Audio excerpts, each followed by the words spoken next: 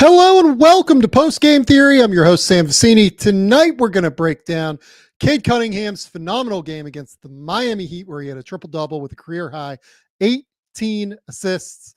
We're going to talk a little bit about Gradey Dick and the season that he's had so far for Toronto. He's had a fantastic sophomore rebound season. He was okay near the end of the year last year, but really, I think that this year he's shown that he's definitely an NBA player and probably going to be a starter down the road at the very least. Then we're going to talk a little bit about Isaiah Hartenstein. We're going to start with the crazy, insane Sacramento-Denver finish, though, and maybe talk about some other stuff that happened tonight. But first, let's hit the music. They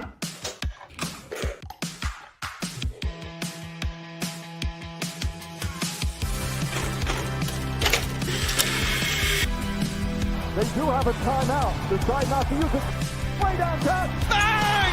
Bang! What's this going to be? Are you kidding me? Hello and welcome to the Game Theory Podcast. I'm your host, Sam Vecenie. But if you watch the tape, what you will see completely orchestrated this game.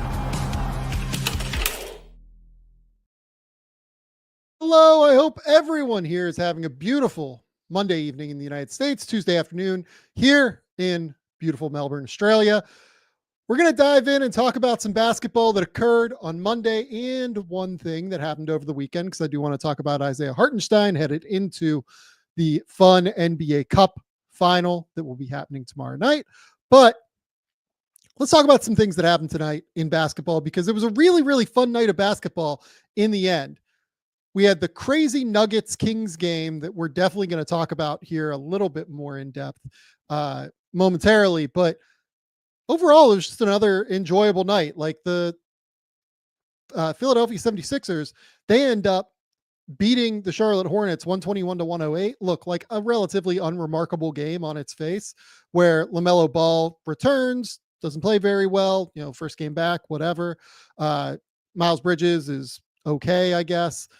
But really, this is the game where Paul George and Tyrese Maxey, it felt like, finally kind of played well at the same time. And I feel like that hasn't happened yet this season. Paul George goes for 33. Maxey goes for 40. I think they both had 20 in the first half as well. Really important win for Philly, just kind of get things on track potentially, while Embiid is going to be out this week with that sinus fracture.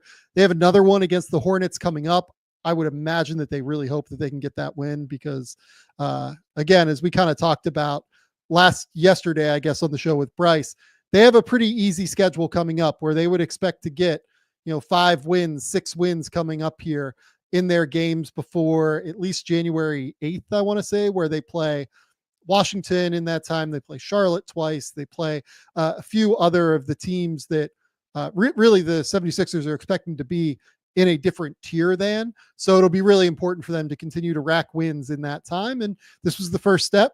Really good game from Maxey and Paul George for the first time this season together.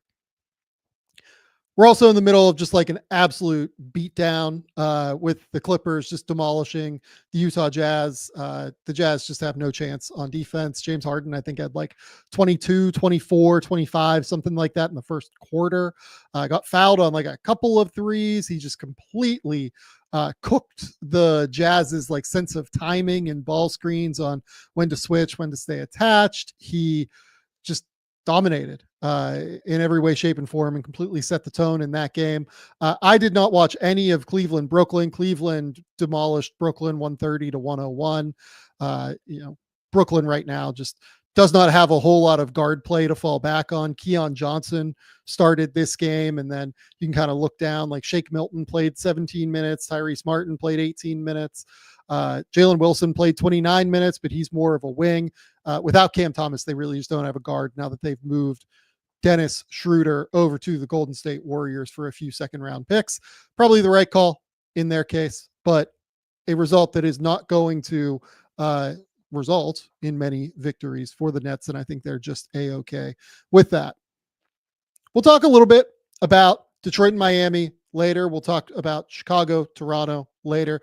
But I do want to start with Denver and Sacramento, because this was probably the biggest roller coaster of a game that I think I've seen this year. The Nuggets come out and just completely blitz the Kings on offense. They were dominant in the first quarter. It felt like Jokic got absolutely wherever he wanted as a passer and distributor, particularly. And then in the second quarter, the Kings like really fought back. They end up pushing it back to a 7-point deficit after it being I think 20-point deficit at the end of the first quarter, because the Kings end up dropping 47 in the second quarter. And it was really kind of a mishmash of everything. They really started to push the pace against the Nuggets. That was one thing that really stood out to me. They really started to get up tempo, try and sprint out and beat the Nuggets down the court, play super high level transition basketball. Then they also really started to attack guys like Julian Strawther. They started to attack Jamal Murray a little bit more substantially. And that ended up getting them back into the game. The third quarter was very much the same. Malik Monk particularly got hot in that quarter, kind of attacked Jamal Murray quite a bit. They attacked in transition an awful lot. And then the fourth quarter comes. It kind of looks like the Kings just might wear them down and run through the Nuggets at this point. And the Nuggets fight back. And they scratch and they claw. And after it is, I think, like a 10-point game with 3 or 4 minutes left, maybe with 4 minutes left in the game, the Sacramento offense just went super cold for this 2-minute stretch between 4 minutes left in the fourth quarter and 2 minutes left in the fourth quarter, where Keon Ellis missed a 3. Nuggets get a rebound, go down and score. I want to say it was Malik Monk missed like a truly wide open 3-pointer. They end up getting an offensive rebound and Sabonis hits a 3 in the end, but like another just wide open missed shot. Maybe 30 seconds later, De'Aaron Fox comes down, misses like a pretty wide open floater by his standards, end up getting a rebound. Nuggets come down and score. And then DeMar DeRozan misses like a 10-foot wide open baseline shot that you would expect him to make, 70% of. Nuggets end up getting the rebound. Again, go down and score and make it like a 1-point game. And from there, we just had like the craziest array of shot making that you will see. Jokic gets a switch onto Keon Ellis, ends up hitting just like a little layup, like floating layup kind of shot. Then you get De'Aaron Fox gets a floater with that left hand patented. Then Jamal Murray comes down like maybe 8 seconds later, gets a little jump stop floater on his side. Then De'Aaron Fox comes down, hits a 3. Then Jamal Murray and Jokic run like a 2-man game, and Murray hits like a little wraparound to Jokic from the left wing, and Jokic drills a 3. And then DeMar gets like this baseline drive on Jokic to be able to throw down this dunk. And I think that gives the Kings a lead there. And somehow the Nuggets end up coming out on top of this game through, I want to say it was like a little pull up from Jamal, maybe I think it was from the mid range where like Jokic kind of got him. Jamal takes like a 1 dribble, maybe pull up, if I remember correctly.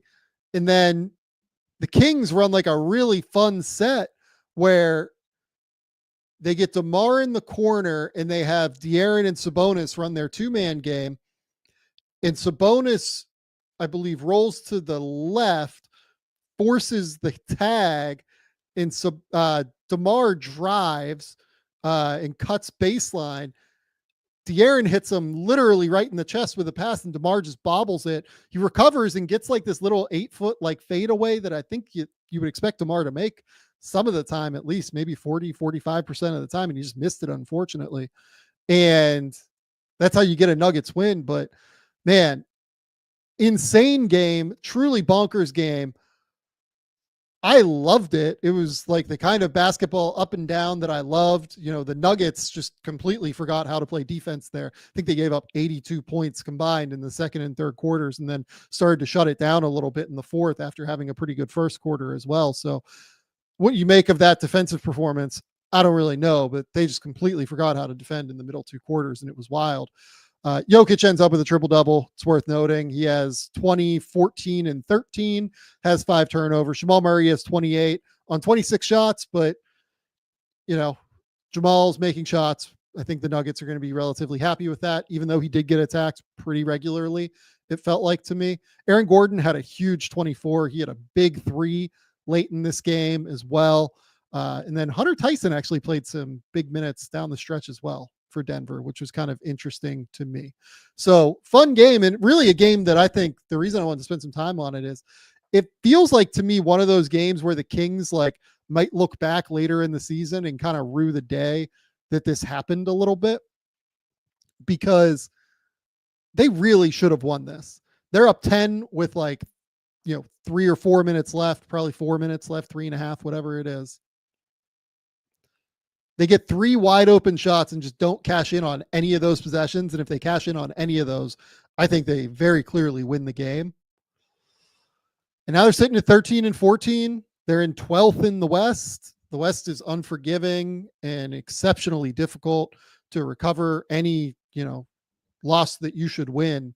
So it's a really, really difficult thing for the Kings, because they have really been, I don't know if I want to say like unlucky this year, because look, really it's kind of a reversion to the mean. They were the number one, clutch offense in the league last year. And right now, I think that that's their 8th game this year where they've lost by 5 or fewer points. And it does just go up and down, right? These things happen where, some seasons you're on top of it and things are going crazy and it's all very positive. Other times, you just don't have it for whatever reason at the end of the games. But the Kings are really losing quite a few games that they're in right now. Maybe that reverts back at the end of the year. De'Aaron's a really good closer. DeMar's a really good closer. You would expect that late in games, they should be able to create shots. But yeah, I mean, at this point, it's hard to look at the Kings as one of the 8 best teams in the West. And they're paying for a roster right now. And they're locked in terms of flexibility to a roster that might not have it right now. They have to figure out what they can do at the deadline. Kevin Huerter obviously being an option to move. That's really a deal that would make sense to me if they could find, hey, Kevin Huerter and a draft pick for, maybe a forward, like a front courty kind of player that can play the 4 and maybe stretch it out. The guy that makes a ton of sense for them is Cam Johnson. I just don't know if necessarily they're going to really pay up to get Cam Johnson on that team as well. That's a big contract that they'd have to do in order to acquire Cam. And I think the Nets are really going to push a hard bargain for him in order to move him. So interesting situation with Sacramento. The Nuggets, I mean, look, they're sitting here at 14 and 10, but I feel pretty fine with where they are, I guess. I think that's where I'm at, but I'm not certain that's where I'm at. The tape doesn't look great when you watch the Nuggets, I think is the fairest way to put it. But man, they do end up clawing through these wins from time to time. And look, having the MVP is a huge help there. But Jamal does make them in big moments. And I hope that that continues this year. Otherwise, they're just in a lot of trouble. But hey, they're sitting here. They're 14 and 10 right now after a really herky-jerky up and down start. They're sitting here somehow at 5th in the Western Conference. And, who knows? Who knows where they end up at the end of the year? So probably another team that needs to make a deadline move, but they don't have a lot of flexibility. The good thing about the Kings is that they do actually have some flexibility to be able to go out and make moves. We'll see. I mean, the Kings are really close to having an amazing start, but at the end of the day, they've lost those 8 games where they were within 5 points and couldn't get it done. So you can't get those wins back, unfortunately, and the Western Conference is quite unforgiving. Okay. Let's start with Cade Cunningham, because Cade Cunningham had a very interesting night, an incredibly positive night, first and foremost. I don't think you can say it was anything other than just an awesome, awesome performance from Cade. He goes for 20 points, 18 assists. That's a career high, 11 rebounds, goes 7 of 17 from the field, 3 of 6 from 3, only has 4 turnovers in a game where he just really had to handle the ball the entire game. Basically, it felt like he was the player who was responsible for everything for Detroit tonight. And in part, that was because Jaden Ivey didn't play in this game. He has like a little left knee thing that I guess he's dealing with right now. But you even just kind of look across the board here. Tim Hardaway Jr. goes 5 for 11. He wasn't anywhere near that until overtime. We'll get to that at some point. Malik Beasley has 28. He drills 7 threes. He was really the only guy I felt like that stepped up on the offensive end. Ausar Thompson had 19 points and 9 rebounds, but one thing I do kind of want to bring up is that I'll kind of show you the clip from late in that game where Cade gets fouled and it ends up going to overtime. I think that he gets fouled, maybe gets them up 3, and then the Heat come down and make a shot. But the Pistons really need to do a better job of figuring out how they're going to space when Ausar is out there on the court. It feels exceptionally difficult, and I know this is something Bryce Simon has talked about quite a bit. Shout out to Bryce, good friend of the program, obviously. I will talk to Bryce again on Friday, and we'll probably talk about Pistons because we often do. It feels difficult to have Jalen Duren and Ausar Thompson out on the court in closing situations all that often, especially if you're not going to move them around and be able to just have him cut or have him be the screener or have him like play in some sort of like off-ball screening action, right? If you're not going to do that, you can't just sit him in the corner in the dunker spot. That was the thing we talked about with the Houston game with the Warriors in the quarterfinals of the NBA Cup. It's what we talked about with Andre Jackson and the Milwaukee Bucks in the quarterfinals of the NBL Cup or the NBA Cup. You really need to have a plan for these guys. And a big reason why the Miami Heat were able to come back from, I believe it was 107 to 89 with 8 minutes left in this game, was that they didn't have a great plan for what to do with Ausar Thompson. So Jimmy Butler guarded Ausar Thompson, or Drew Smith, somebody else, a good defender on Miami, would guard Ausar. And then as soon as Cade got anywhere near a paint touch, got to the elbow, wherever, they would just double and swarm on Cade every single time. And it completely bogged down everything that Detroit did on offense. And I'll show a perfect example of that kind of at the end of this. But the Pistons really need to figure out an answer in regard to how they're going to space with Ausar. Maybe it's you just play super switchable and you end up with, Ausar playing like a pseudo center, or you play Isaiah Stewart mostly late in games at the center position. And you hope that Isaiah knocks down threes whenever he hits a kick out, right? It's hard because I know that Ausar has made like a semi-reasonable number of threes to start his season to this point. If you look at the numbers, I believe he's at, he was at 30% coming into this game tonight. And he, I think, went 1 of 3 from 3 in this game. But teams just don't care if he stays open. Like that's it at the end of the day. Like teams are going to leave him open. They don't trust that he's going to make shots. It's incumbent upon Ausar to prove that. But the Pistons need to find an answer to that while he's still developing his game, because his defense is awesome. His ability to get out in transition and be a running partner with Cade is enormous. Like this dude is a real player, I think, for the Pistons. He's a valuable piece for them. They just need a better plan with him, I think, in regard to screening, in regard to maybe use him as like a short roller, use him to flash to the middle, you use him, as an off-ball screener. There are a lot of different ways that you can do this because he can pass as well. He's one of these off-ball players that can do some things at a really high level. And obviously he's a fantastic defender that they desperately want on the court at all times. So finding a better plan offensively is going to be the key for them, in my opinion, here moving forward.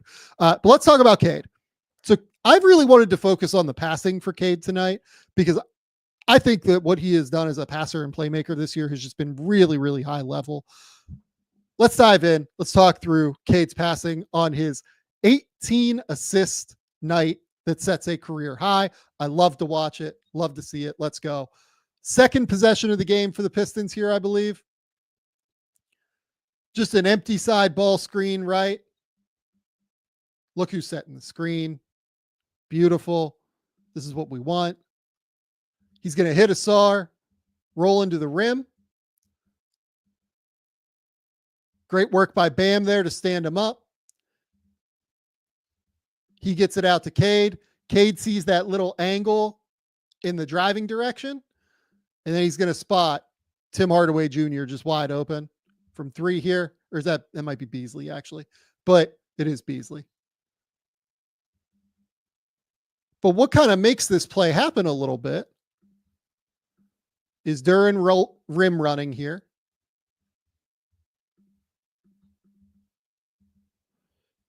And I think as soon as Cade sees that Haywood Highsmith has dug down on his handle, he knows that he's going to kick this out, because even if Duncan Robinson X's out here, Beasley is going to be able to shoot this ball right back down to Tim Hardaway Jr., and that's going to be a wide open 3 at that point, especially because you hope that Duren is going to be able to seal Duncan Robinson on the X out. Perfect play here. Beautiful pass fake. That's Hero. He gets Hero going all the way out. It's perfect. This is beautiful from Cade Cunningham. Next. Pistons love to do this. They love to get Cade. Empty side of the court, posting up. They do it early in this one. Sees the mismatch on Hero. They send the double. Cade just times this perfectly as soon as the double comes.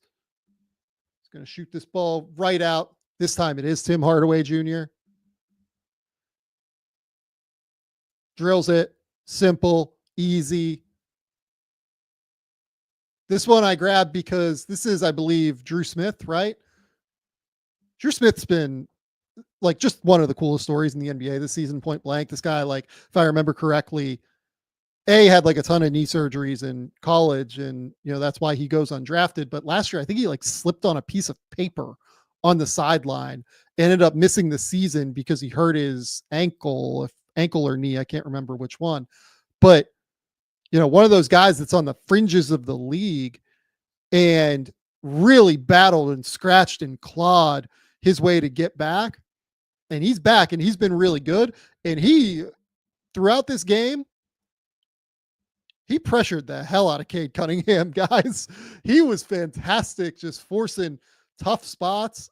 They really did a great job trying to get Drew off of Cade, I felt like. This one, what are we seeing with Cade, though? So dribble handoff into like what is supposed to be like a flare kind of thing here. But what I like about this is that you get this exchange on the backside where Asar filters to the corner, Beasley pops up. What I would like to see them do personally is, if you know that this is coming, and this is something Asar will learn to do as he gets, and this is to my point on using him as a screener and using him off the ball, right? As he gets to be 24, 25 years old. My guess is that he knows that coming off of this flare, if we're going to have Beasley come up here and we're going to run an exchange, actually go set a screen. Just go set the screen for Beasley and get him away from Hero, right? Instead of going behind him. It ends up working out. Beasley again sends Hero flying. Perfect timing from Cade. But again, like, these are little things that, like, within the flow of the offense, Cade does a great job here drawing Drew Smith into this play. It's a decent screen there. Hawkes gets clipped. And as soon as he sees Drew have to step forward, he knows that he's going to be able to get Beasley there. So here,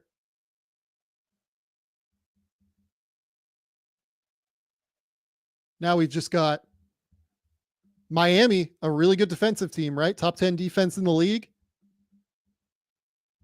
Hawkes stays attached here. Gets back in front of Cade.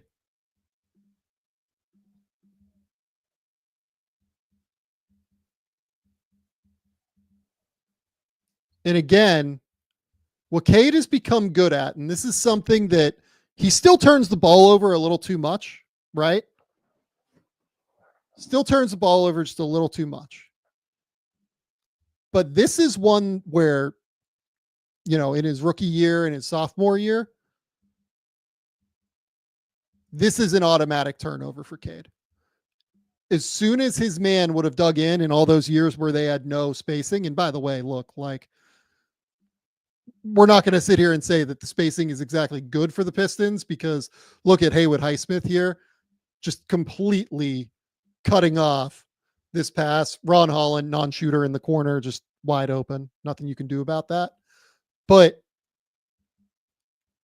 look at the way he tucks this. He tucks it like a football here and stops the turnover from happening. I believe that's Rozier. He's done a better job of being able to make sure that those turnovers right around the elbow, those ball handling turnovers that he often would commit, he does a great job getting that ball in like a running back, and then still being able to have the wherewithal to kick it out as a passer. Some guys, once they tuck it like that, it's a little bit difficult for them to get the ball out on a kick out. Cade does a good job here getting the ball out on a kick out. Open three for Tim Hardaway. Drills it. Is that Tim Hardaway or Beasley? That might have been Beasley again. No, that was Hardaway that time. Okay. Next. Now we're just out in transition. I grabbed this one because it'll be critical later once we get to overtime. I just love the vision. I love the hit ahead pass here. You can literally just see his eyes up, right? He's trying to count where all of the defenders are for the Heat. He's got 4 here. He's got a trailer here. He's seeing all of that. He's counting defenders. He's trying to figure out, okay, where are we overloaded to where the Heat are going to struggle to be able to get this here. So I think he sees that Haywood Highsmith has his back turned here and is probably going to be the one to pick him up at the end of the day. And that he sees that, is that whoever that is? I can't tell because the screen's a little too blurry. The Heat are overloaded on this side because they've got 2 defenders, because Highsmith is coming here to guard Cade for 1 body. That means if he looks over to his left, he's probably going to have an open player here. So here, he takes that little extra dribble, hits Fontecchio. Fontecchio's able to get the shot up early. It's perfect. So here, rebound. Grab this just because it's a perfect lob, and because I wanted to show, even though I have concerns about the way they use Asar Thompson in half-court settings, he is a fantastic running partner for Cade Cunningham. He is a fantastic, fantastic guy to be able to play in situations like this, to be able to get out and get easy buckets with Cade. Cade will find these guys. Great lob, great catch, great finish from Asar there. Now another grab and go in the second quarter. Perfect. Absolutely perfect. So here,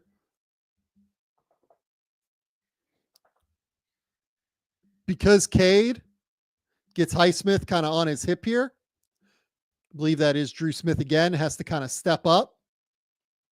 Because he has to step up, Jimmy has to make sure that he's covering the guy 1 pass away.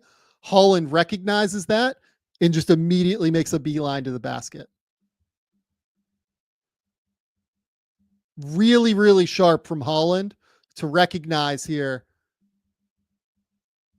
okay, because Cade now has 2 on the ball, Jimmy is here, I've got a wide open lane here. And then Cade, nice little slick look away, right? You can see him kind of looking this direction to Beasley here. Manipulates it with his eyes, hits Holland on the backside. Perfect. Now we've got Cade again. Just does a good job opening up the lane here. Catches. He has multiple options. Just depends on where the defenders go.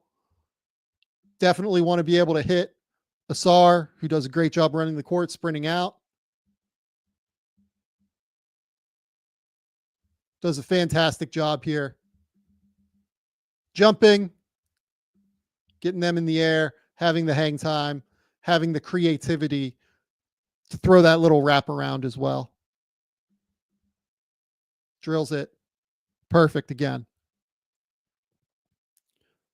Down screen here for Cade to get into a ball screen. Highsmith gets clipped again.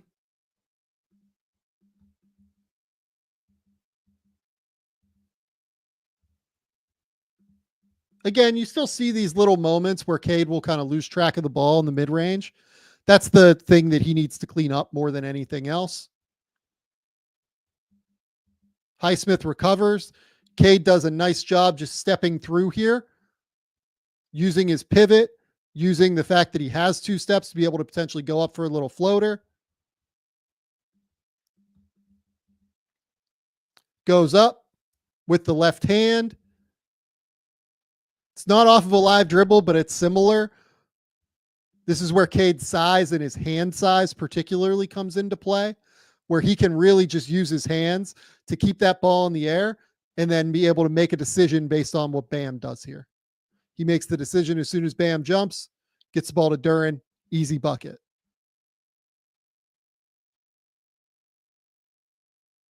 This one's just like pristine eye manipulation. He's going to come off of this little double drag-ish kind of thing here.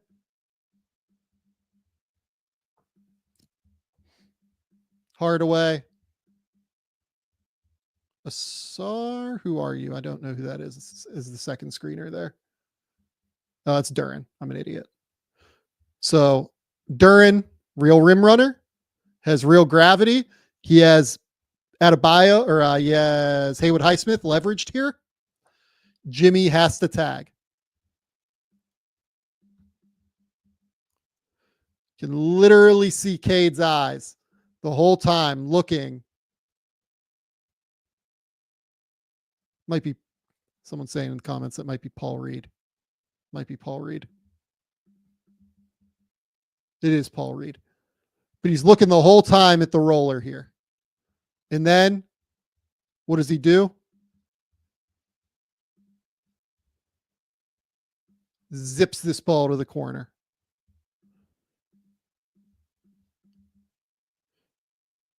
Off the hop, Beasley drills it. Perfect. So here, Cade. Perfect again. Draws the defenders expertly here. Let's get all the way back. So he's got the mismatch. He recognizes, all right, I've got Rozier here. I should be able to drive. Just look at him. He physically just overpowers Rozier. Once he does that,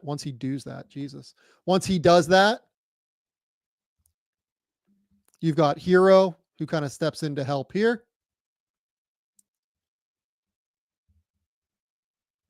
You've got Bam, who kind of steps up here to be available.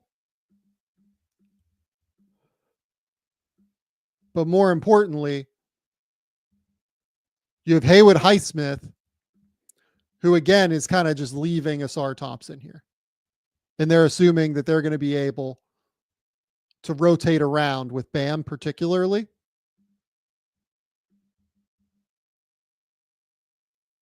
But it doesn't matter. Asar cuts, perfectly timed cut. Right at the basket. Easy dunk, easy finish. Cade.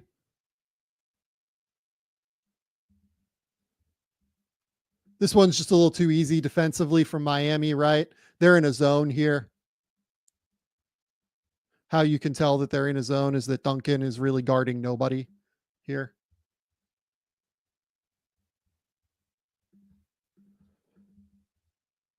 Duren does a good job clipping Drew Smith.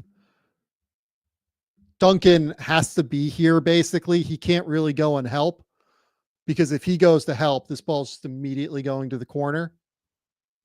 So really, Duncan just kind of has to shoot to the corner as it is and let Bam handle this.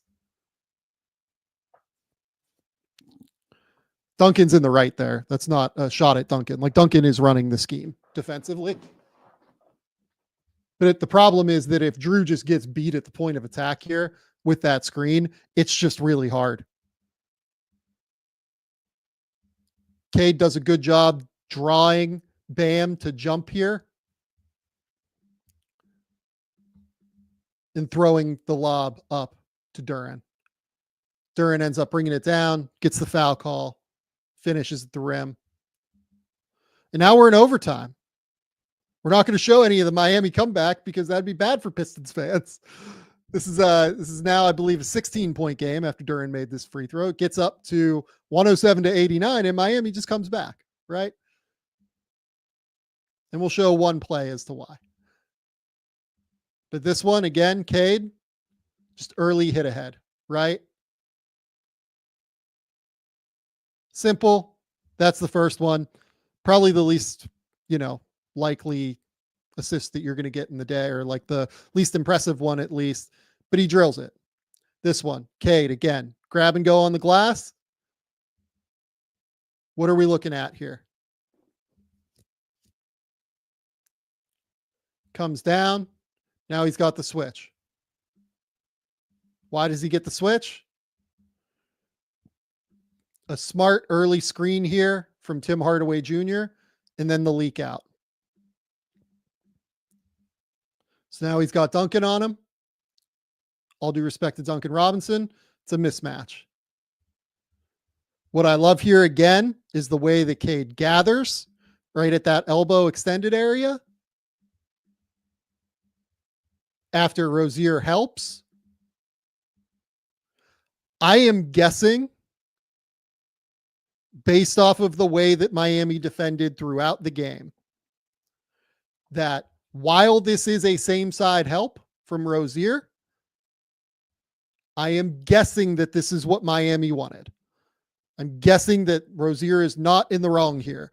Typically, you do not want to help same side, but based off of the way that Miami tried to double guys, basically, especially with Ron Holland there in the corner, I would guess that Rozier is supposed to help here and Jimmy is just supposed to get the X out, or the first part of the X out. And then, maybe Rozier stays and Duncan shoots down.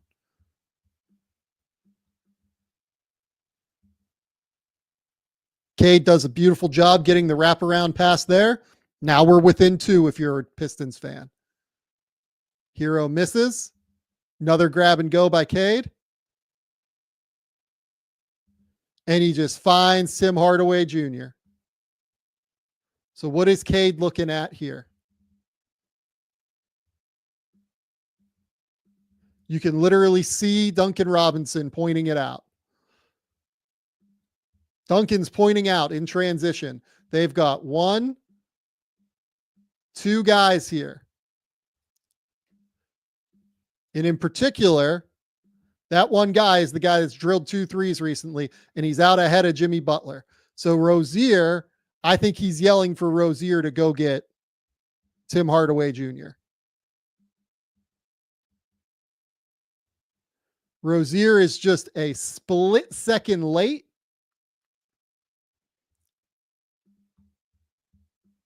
Literally, you can see Duncan's arm there. His back is turned toward where the ball is going to go. Cade knows that he's got this one. It ends up being a wide open leaning 3, but still a wide open 3. And that's the one that ended up winning the game for the Pistons.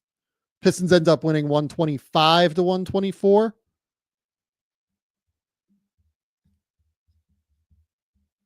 Actually, no, Cade makes one at the end here. That's right. So 2 things here. These are the only 2 kind of buckets I'm going to show from Cade. First and foremost, I grabbed the one at the end of regulation where he gets fouled. Heat, I think, make a 3. Let me look through just to jog my memory here. I want to look through my notes.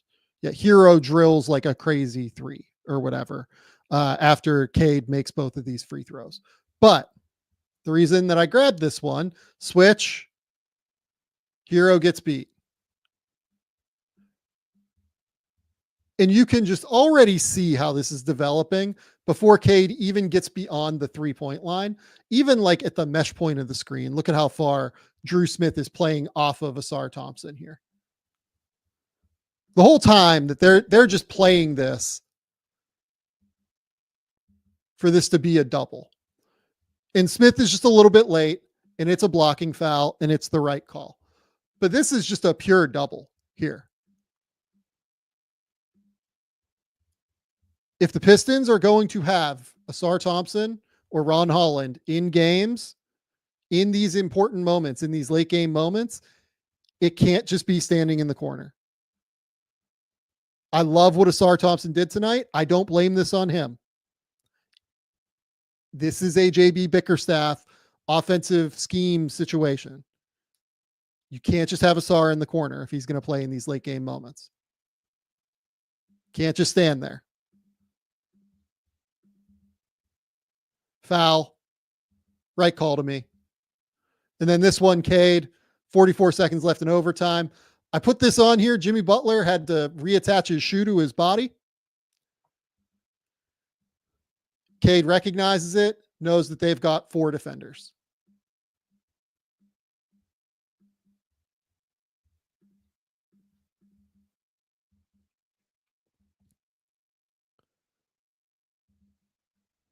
He just gets that little mismatch here.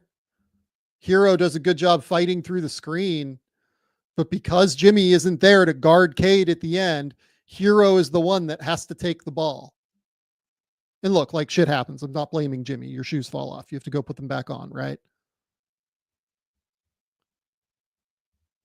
But because that shoe fell off, Cade was able to get all the way to the rim here. And he just beats Rozier to the basket, and Rozier does a great job of sealing off Bam from being able to contest the shot. And that's your ball game. Cade Cunningham, man. All-star. Guy's an all-star.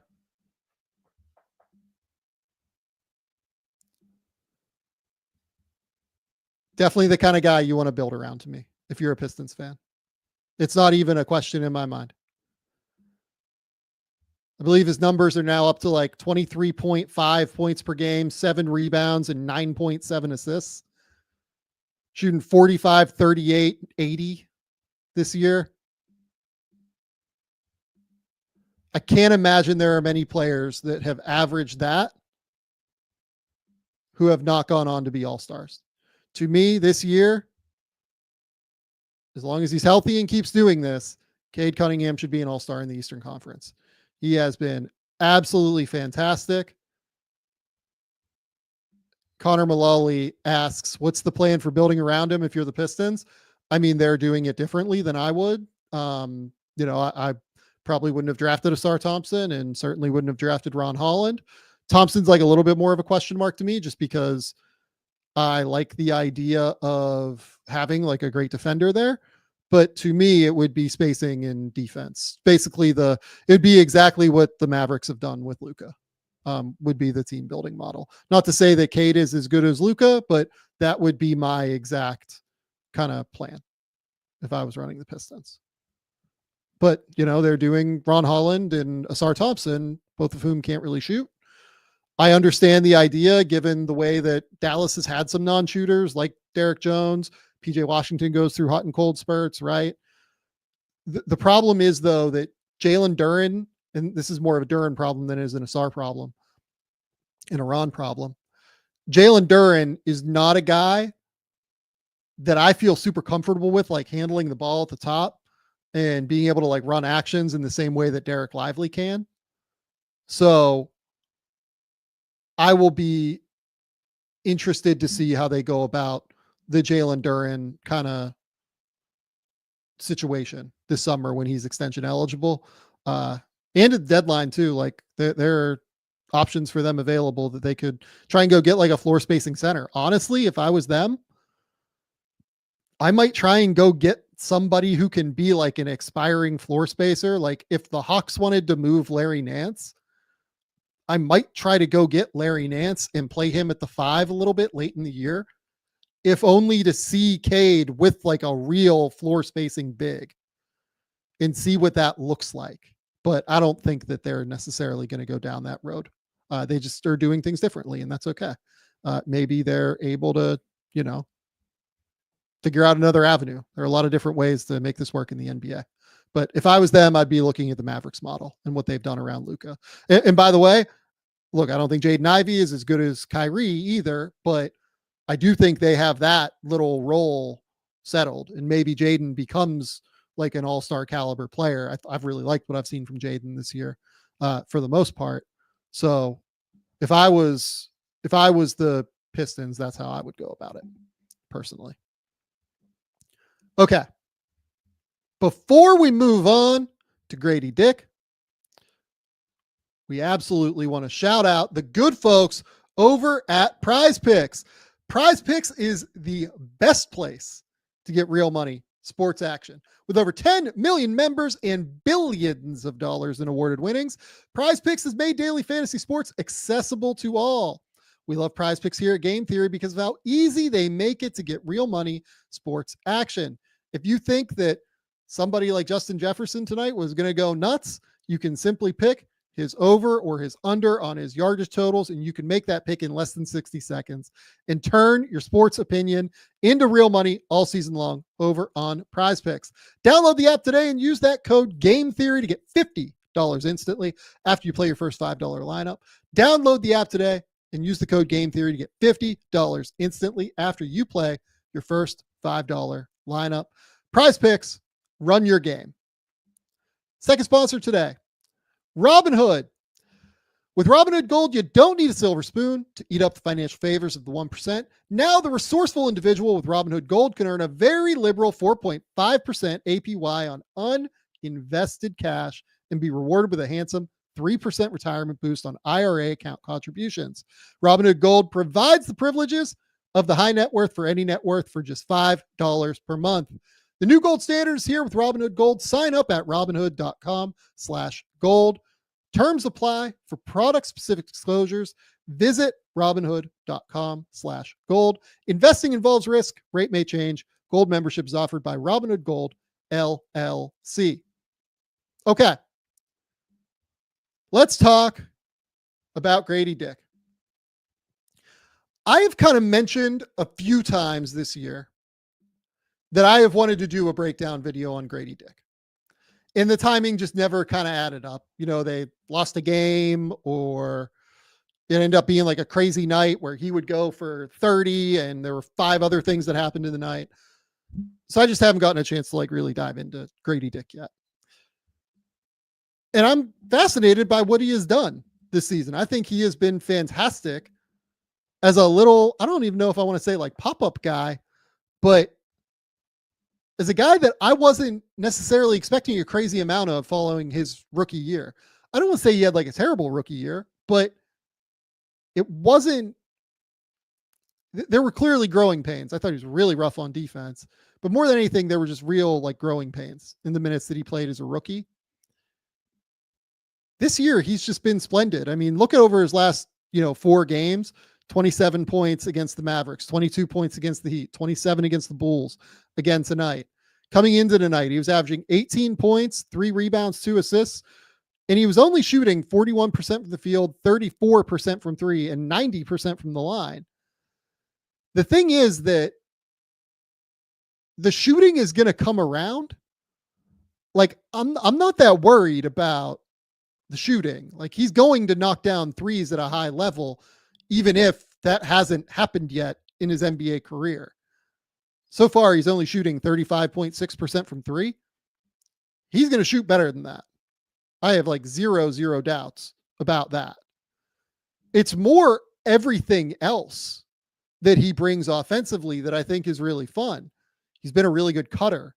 He's been really good at being able to get into the mid-range and get to his shots, even off the bounce. There's a crossover in this game that like didn't even lead to a shot, but I just kind of pulled it to talk through it because like this is stuff that I didn't really see him do in high school. Didn't really see him do at Kansas. Certainly didn't see him do last year. I'm just really interested to see kind of where Gradey Dick settles in as an NBA player. I mean, right now he looks like he's going to be an NBA starter for sure, given the value of shooting around the league. We're going to talk about everything. We're going to talk about what he's done so far as an overall scorer. We're also going to talk about the defense. I think the defense needs work, but So does the rest of Toronto's defense. And we're going to talk about some of the positive things he shows on defense. There are moments where you can say, oh, like I can understand what he's seeing there. Like he knows when to X out. He knows where he needs to help. He has a good sense of what to do. He's just not strong right now. He's going to have to get bigger. He's going to have to get stronger. But I've been impressed with what I've seen from Gradey Dick so far in his second season. So let's dive in. Let's talk through it. So for people who are not aware of who Gradey Dick is, Gradey Dick's over here in the corner. Long hair, blonde hair. People that I kind of know, I've met Gradey in passing, like not super long, not like, had like a crazy in-depth conversation with him. Everyone I know that knows him just speaks like about how like he's just like a really fun kid as much as anything. And he seemed like a super fun dude when I met him. Really, really has that kind of confidence about him, that quiet confidence. Like you see the TikToks and you see him just like put himself out there. Like that comes from like a real degree of confidence that he has. And he plays like he has confidence. You can see it. So here, just right place, right time, ends up getting a steal, right? I mean, I love this. He sees, all right, I don't have numbers. I have 1, 2, a trailer here. I only have Oshai as a running mate. Let's slow it down, right? But then he pivots. I'm curious when he sees this because he really wheels around and fires this thing. I think he sees that this is going to be available here. You kind of see him turn his head here. And he draws both of these guys to him. And then by doing that, he knows that he's going to have Pirtle diving to the rim. And he just throws it. Could have been an easy dunk, but Pirtle still, gathers it, catches it, brings it to the basket. It's just smart basketball play. It's not crazy. It's just smart. So here, look, it's hard because I wasn't able to get like the first portion of this, but this is just like a toss back play here where he's guarding Pat Williams. Pat Williams is going to go set a flare for Nikola Vucevic. So he's going to get switched on to Vooch. And this is a real problem right now for Gradey. Like, he can't deal with basically any big who can dribble the ball. He just can't do it right now. He's not strong enough. He's not physical enough defensively. It's a real issue. This is an area where he's going to have to improve defensively. He has to get more disruptive on the ball. Just point blank. It's going to be a problem otherwise, especially for this Toronto team that throughout Darko's tenure, frankly, I really enjoy the Darko experience on offense. I think that dude is a really, really sharp offensive mind. I love the way he spaces the court. I love some of the sets he runs. I love the way he gets these guys open a lot of the time. But I've not loved what I've seen from Toronto defensively, and you can point to guys coming in and out of the lineup and them not having a lot of continuity all the time, especially this year. Emmanuel Quickly missing time, Scotty Barnes missing time. It hasn't been easy for these guys to get a lot of continuity. But like Gradey right now doesn't even feel like, for instance, like Mr. Ray says, like Gradey was never expected to be a good defender. We were just hoping he could be neutral at 6'7". He's not real close to neutral to me right now, but I think he shows instincts in help situations and off the ball to where you can think he might get there at some point. So here, I would love to know if this is a set play or if this is just a reaction here. Did Jakob kind of say something when he turned there to Gradey? I would love to know. Gradey just goes. Vooch just stuck in the mud for, Vooch reasons, because Vooch is not a very good defender either. Look, I know he misses the layup, but to be able to catch this, have the body control, have the flexibility and the touch at full speed to be able to throw this in a reverse with like spin off the glass, and for it to hit that rim softly and like even have a chance to go in, I think is a good sign for long term. I'm not saying that like this is an excellent play necessarily. I like the instinct of the cut, but I like the body control and the ability to catch, lay it up with touch all in one motion. The ball just rims out, right? In general, Gradey has not been a very good finisher this year either. Just kind of looking through the numbers as we talk through this, I can pull them up over on Synergy. Shout out the good folks over at Synergy as always. He has made 51% of his shots at the basket in total this season. And that only includes 45% of his shots in half court settings. I mean, like for reference there, he's shooting 48% on pull up mid-range jumpers right now versus only 45% on attempts at the basket in half court settings. At some point, A, that will probably jump as he gets stronger, but B, also he needs to get better at this right now. He just needs to get a little bit better at finishing around the basket. But I like the tools there. I like the ability to catch and throw that ball up with touch off the glass. So here, just simple stuff available there in the tag. Now he's going to get out, try and close out onto Pat Williams. And this is just really bad, closeout technique here. All of his weight is on his left foot here. And his, body is like an S, I would argue. It's going to be really hard to maintain any degree of balance when your body is that contorted.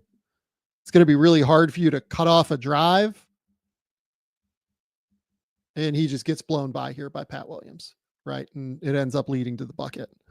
I like the tag. Just got to work on the closeout technique, right? So this one misses the shot, but just a simple, sharp relocation to the corner. He has really good off-ball instincts.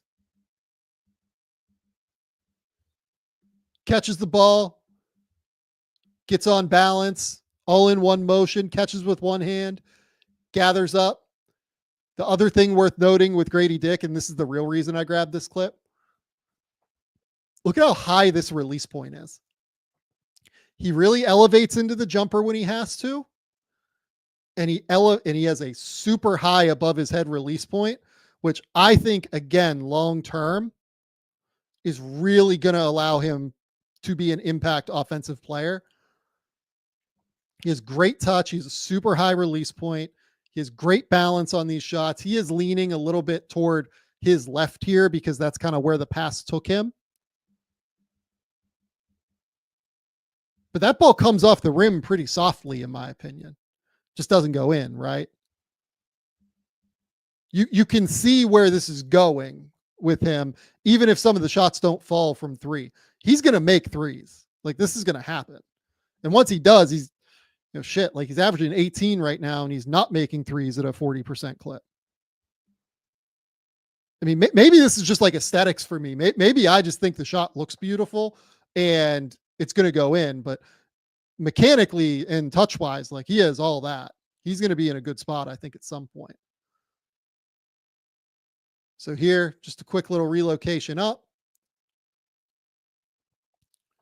Drive and finish. This is a good example of the finishing, right? So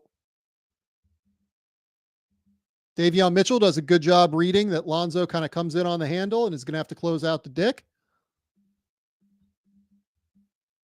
Gradey does a great job. Little jab step this way.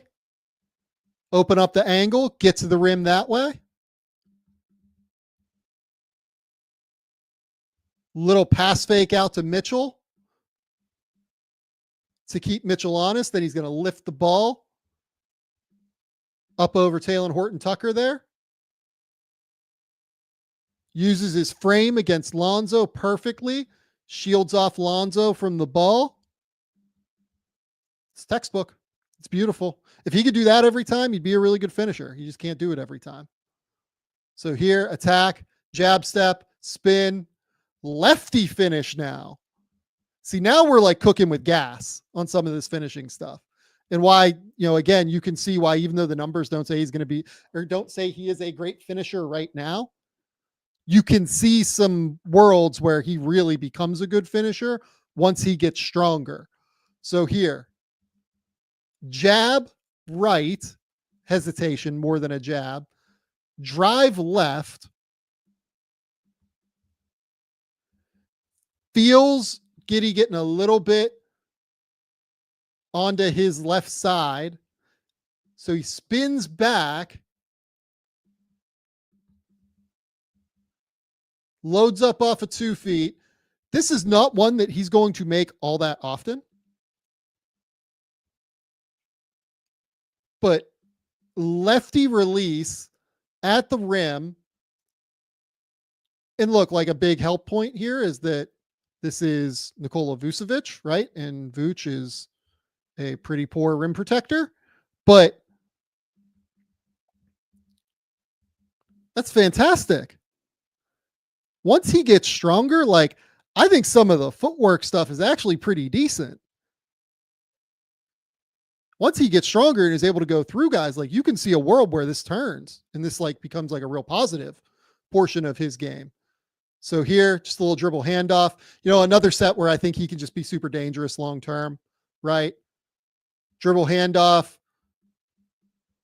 miscommunication here between Pat Williams and Kobe White. Gradey feels it. What I like here too, notice the footwork. Really right-left footwork there as opposed to left-right, which is a little bit more natural for a right-handed shooter. He can make them from different footworks. This one doesn't go in. But again, like, even being comfortable getting to those footworks says a lot to me about where this is going to go. So here, Io's playing him physical. This is the crossover that I put on here.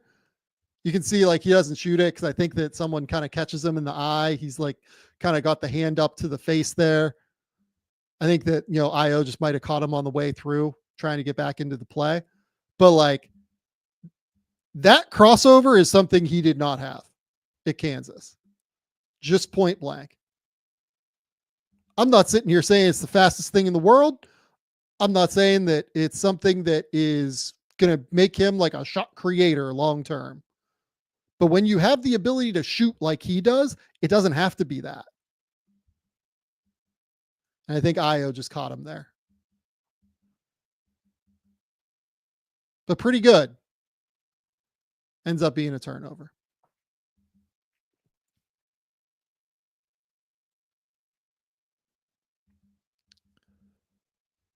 This one I grabbed because I actually think he's in the right. So Io comes up, Ochai ends up kind of helping in here to stop the middle penetration. Giddy immediately cuts. I like the instinct here from Gradey Dick to get there. Really, this needs to be Ochai Xing out here. And Ochai just goes back. And then Gradey kind of looks at it and goes, oh shit, like we're fucked. But that's not on Gradey. Actually, I think he did the right thing there defensively. This one, we've got him in transition.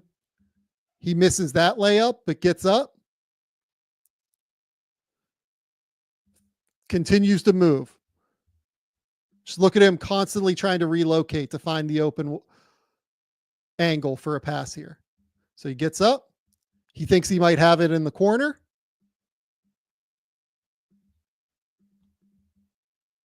Nope. Thinks he might be able to get there on the wing. Nope, because now the passing angle isn't there. Eventually gets all the way back to the side of the court where he started after falling over. Gets the pass.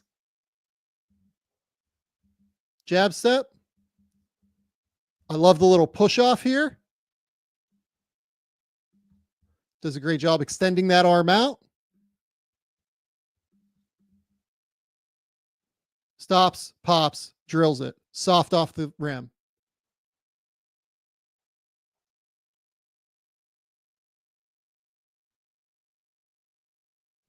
Now we're just running give and goes with Pirtle.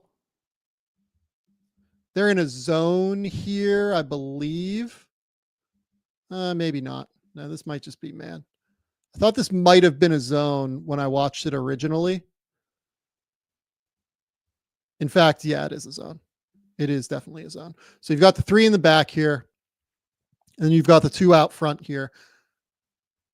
Not really a reason for those 2 to be out front unless this is a zone. They're running essentially like an early exit stack pick and roll here, where Jakob Poeltl is going to screen. In Gradey, in a normal stack pick and roll, he's going to come up to the top here. Instead, if you early exit, you can exit out to the wing here. And by doing that, he can either hit this kick out down to Oshai, or he can get to Poeltl here at the elbow. He just feels that Kobe White is kind of on his side, and I think he just decides, I'm just going to cut and beat this guy to the rim here. And he knows that Vooch isn't necessarily a great rim protector. Great catch, plant, off 1 foot, throws it down. It's perfect.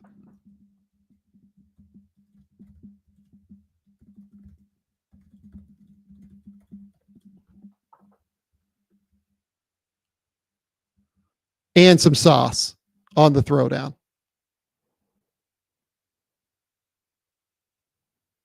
So here, again, just not strong enough, right? So he's guarding Pat Williams here. Pat Williams decides to be aggressive. I understand why they have him on Pat Williams, because Pat Williams doesn't always do that. But if somebody like Pat Williams, it's 240 pounds, decides just to put his shoulder into Gradey, Dick's just going to move backward. Like, that's the reality here. It's a foul. He knows it. Going to have to get stronger. Going to have to get more impressive physically in terms of being able to deal on the ball.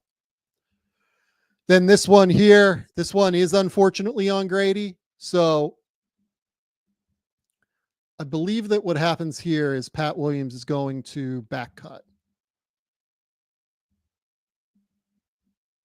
So Gradey kind of comes high thinking, okay, we're just going to run an exchange here, or I'm going to have to fight through a screen. Instead, Williams reads that and back cuts. They kind of, I don't know if this would be a miscommunication or if Oshai just like scrambles to it, but because he gets beat so easily, Oshai feels like he has to come down and take this cut. Gradey realizes it and tries to get back out to Kobe White, but it's just too late at the end of the day. I would want to know before like fully assigning blame what they do in those circumstances and what their plans are in those circumstances. But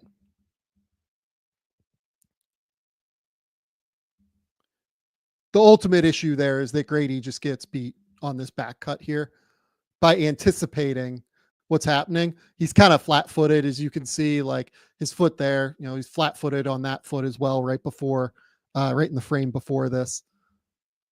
Because he's flat-footed, it leads to a Kobe White 3. Things happen, right? He's going to have to get better. Going to have to get better on defense. This one, I love the pace. This is where I think he started to get rolling a little bit.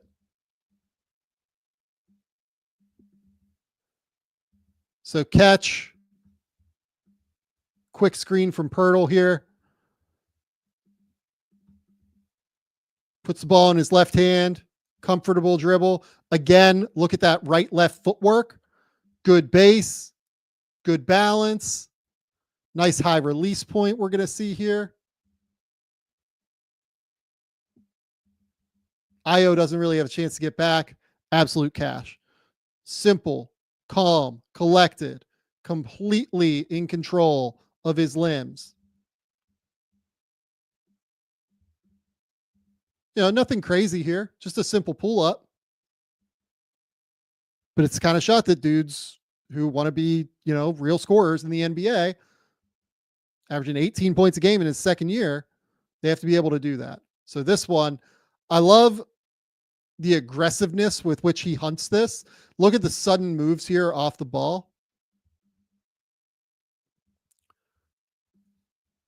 Jabs this way to set up Williams. Comes up over the top. Olynyk does a great job here of reading what's going to happen. And then he just aggressively drives because he was feeling it after last possession. Little loose with the ball, right? Like, look at how high this ball gets here on him. He's got both legs in the air. Again, dude, throw some flair on it. But stop, sidestep. Nice little fade. I think that's still unbalanced for him, though. Just misses the shot. A little short. Maybe he shouldn't be fading away at that point, but I'm pretty okay with it. Again, look. Josh Giddey, downhill, not an easy guard. Just going to have to get stronger at the point of attack. Going to have to get more physical. Going to have to be able to deal with dudes like this.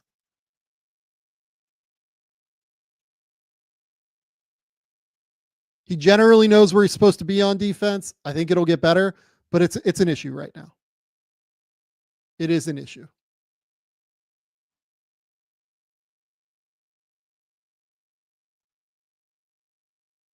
This one, I just kind of like the process. And again, just a beautiful off-ball cut. Ends up missing it. Again, just look at all the movement here without the ball. Mobo kind of throws him open to the corner here.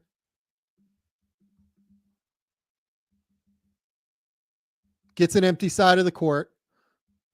Kind of loses it, spins back. I think he's hoping that somebody has helped in here and that he's going to have somebody open at the top here. Kind of hoping that maybe Talen Horton-Tucker's in a 1-on-2 situation. Eventually gets it there because Mobo cuts in order to create that situation.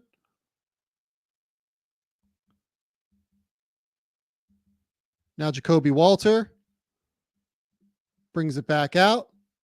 And Gradey just recognizes that he's going to have this open cut.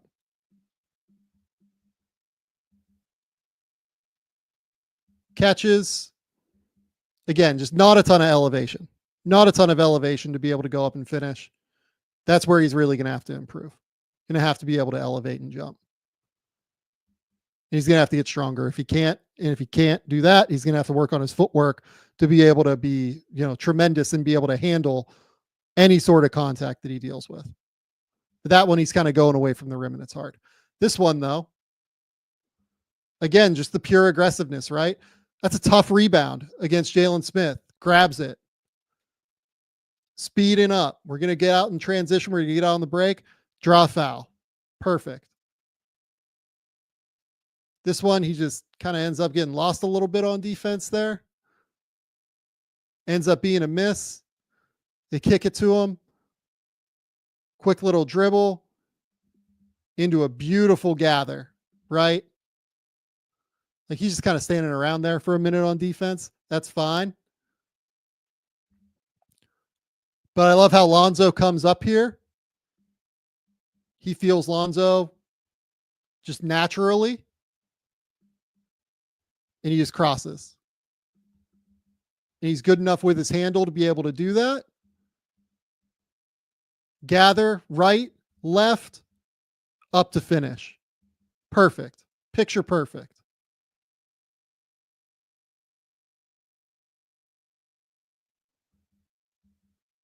This one does a good job kind of being available there on the tag. Then does a good job getting out here for the X out. Shed goes to the corner. You can see that he knows where he has to be on defense. He knows where he's got to go. Perfect. Perfect. Miss. Great play. Not going to sit here and tell you that he's a good defender. He's not yet, but he knows where he needs to be, and that's huge. So this one,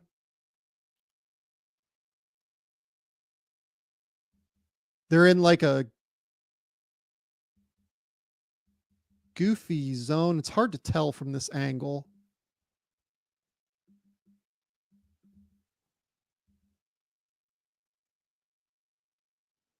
So 1, 2, 3, 4, 5. 1, 2, 3, 4. Yeah, I'm going to say this is a zone because nobody followed my man cutting baseline.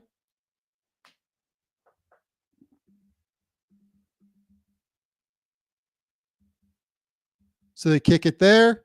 RJ goes to the elbow, kick it back out to Jamal Shed. Shed gets the paint touch. Gradey feels that Kobe White has kind of fallen asleep in his ball watching, so he's just going to relocate. Perfect. Man, the makes are just so pure, too. That's the other thing. Like, it's not even the quickest release. It's just so pure when the ball goes through the rim. That's great off-ball movement. Perfect.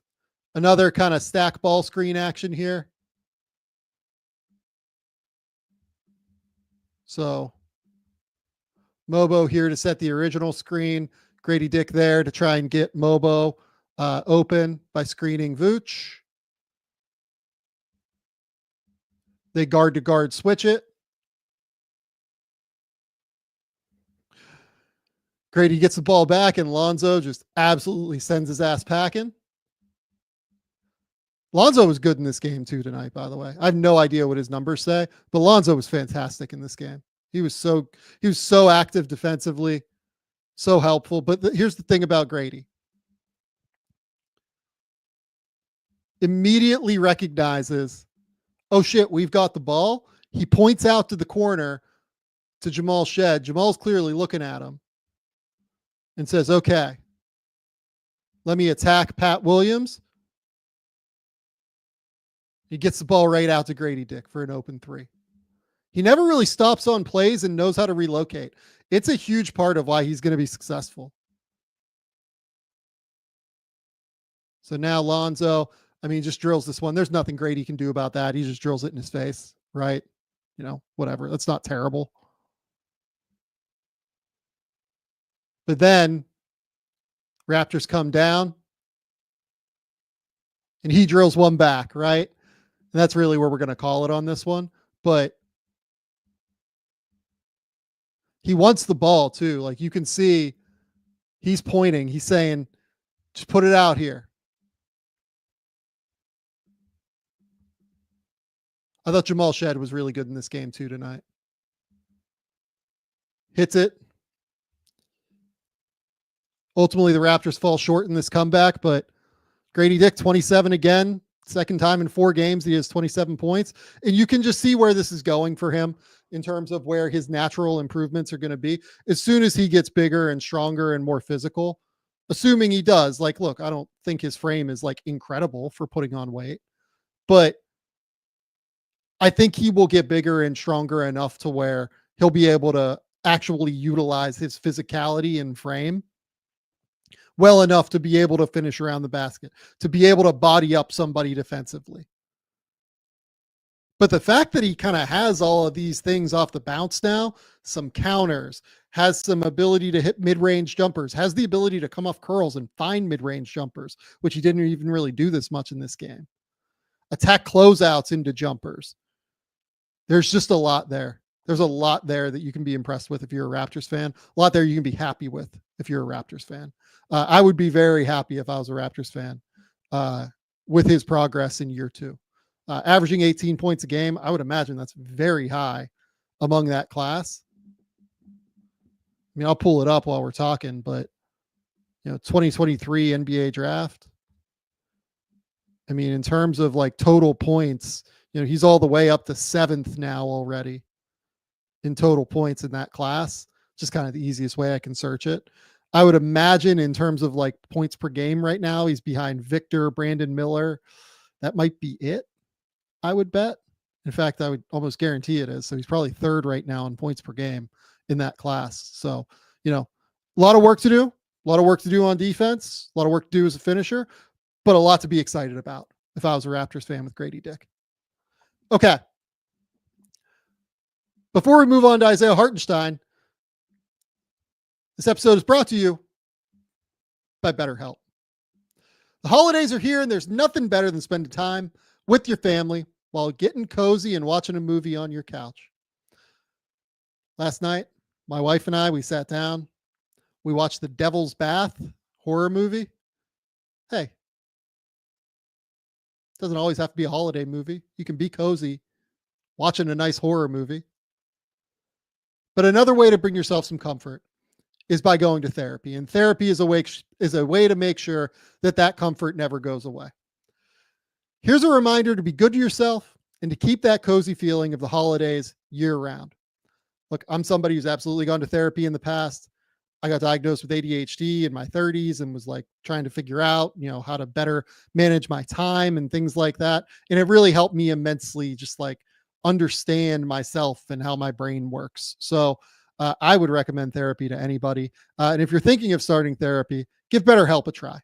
It's entirely online and designed to be convenient, flexible, and suited to your schedule. Let the comfort flow with BetterHelp. Visit BetterHelp.com/Game Theory today and get 10% off your first month. That's BetterHelp.com/Game Theory. Our final sponsor today is Duer. It's the best feeling in the world when your clothes fit good and look good. My wife and I, we had friends over this weekend, and I absolutely had my Duer jeans on because they are just so incredibly comfortable. They are relaxed. They are lightweight. They are stylish. They're versatile. You can wear them for any kind of occasion. And I love that they can handle anything that I do in a day. If I'm going out to dinner, if I'm having some friends here, Duer jeans, they look great. They feel great. They're incredibly comfortable. If you haven't ordered your Duers yet, now is the time. Duer has styles that can be worn year round. They have something for everyone for any occasion, and they're committed to sustainability. They use recycled materials and plant-based fibers whenever possible for natural breathability, softness, and moisture absorption. You guys know that I love my Duers, and now's the time for you to get your own because Duer is a huge, huge, fantastic sponsor of this show. Go to shopduer.com/Game Theory to get these great deals before they're gone. That's shopduer.com/Game Theory. I think you're going to get 20% off if you go to shopduer.com/Game Theory. Use that promo code, use that link, and make sure they know that we sent you over here at Game Theory. Shopduer.com/Game Theory. Okay. Final segment tonight. We're going to talk about Isaiah Hartenstein. Hartenstein has been a stud this year for Oklahoma City. He has been just laughably good. Every single thing that we've gotten a chance to see or that we wanted to see from the Oklahoma City Thunder with like a true big, somebody that's like physical, 260 pounds, 7 foot, takes up space on the interior. He's brought it, and he's just like a pristine fit for everything that they do offensively. He's averaging 12.5 points, 12.3 rebounds, 4.1 assists, shooting 58% from the field. But more than that, I mean, I would argue that I don't know if he's been their best defender this year. They have like 5 of those guys that certainly have a case for being their best defender. Chet would absolutely be one of them in the 10 games he played. Certainly Caruso's great. Dort's great. Jalen Williams is great on that end. Shea does a fine job on that end. You can go up and down the roster, right? Cason Wallace does a great job on that end. Every single player is valuable. But since Hartenstein has been there, I don't know if people have recognized just quite how dominant they've been defensively. This is what Oklahoma City's shot chart looks like when Isaiah Hartenstein is on the court. They're shooting 53% at the rim, 37% in that like paint extended area. Teams are shooting terrible from behind the 3-point line, but like, whatever. That's not going to hold, but they're also shooting great from the corners. And like, I don't know if 48%, 47% from the corners is going to hold either.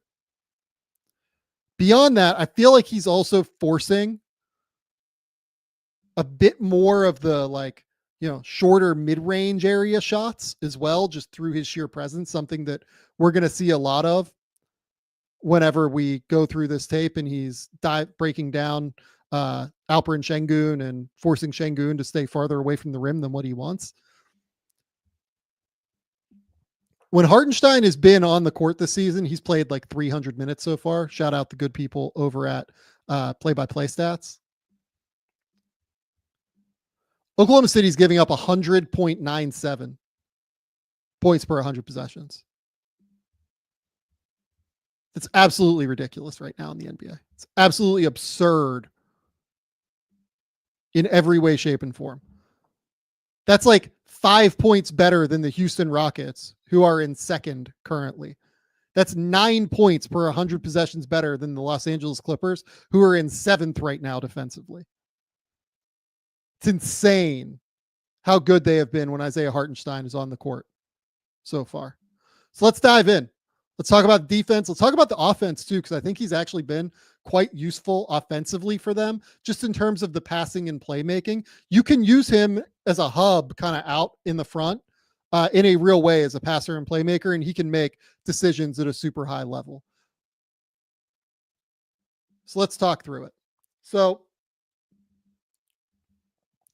this possession here, Şengün going to get the ball at the elbow, pump fake. And Şengün's a strong dude, guys. Like, Şengün is a physical dude. When he puts his shoulder or his elbow into you, typically those dudes move back. Like, Chet Holmgren would move back if Şengün does that. Hartenstein does not. He's an enormous human. He does a great job of kind of working his way through all of those fakes too. And just getting that contest while staying down on the ground even, right? Like, that's an awesome contest without even jumping. This one gets another contest there at the rim. Perfect. Absolutely perfect. They get the rebound. They finish out the possession.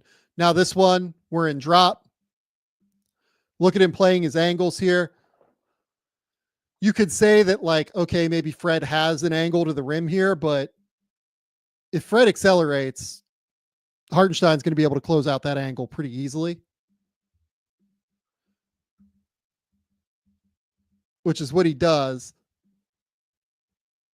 And because he was up there early, he was in a really good position to be able to recover back to Şengün here on this little pocket pass. And again, because he's there, and because the last time Şengün tried this and tried to put his shoulder or his elbow into him, he didn't go anywhere. Şengün just decides, all right, I'm going to go up for this floater. And he's not great at those shots. He's just not very good at these kind of opportunities. He is not excellent at making floaters, as we've seen throughout the year. So that's perfect. You'd love to see Hartenstein get the rebound. He's been a great rebounder this year. Again, this one, Şengün tries to back him up. Doesn't really go anywhere. They send the double. End up being a turnover, right? This is the kind of defense that Oklahoma City did not have with Chet. Like, Şengün tries to push him back. Good luck, man. That dude's 255 pounds and he's physical as hell. Completely cuts off the angle. Perfect. Defensively, again, does a great job kind of navigating that screen, gets out in front of Şengün. He's basically the ball screen defender here. He has to figure out, okay, I have to get back in front of Şengün. He does a great job getting around this screen here. Beats him to his spot. Even though he's moving, he still is strong enough at walling up and being physical through his chest to be able to stop Şengün from getting where he wants to go. Then, obviously Oklahoma City swarms, 1, 2, 3, 4, right there.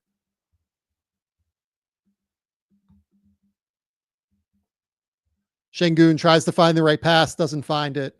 Shea, just the ultimate, loose pass vulture in the league right now. It feels like goes and gets it with his 7-foot wingspan. This one, Hartenstein kind of setting up for a little screen here for Shea to come and get the ball. Ball gets picked up. He realizes that Jalen needs an outlet. So he just flashes to the elbow here. And now we're going to get into the patented Isaiah Hartenstein shot, the floater.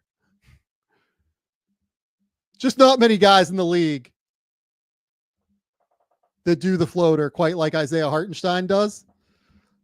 I'll pull up the numbers. We're going to get a lot of them in this game.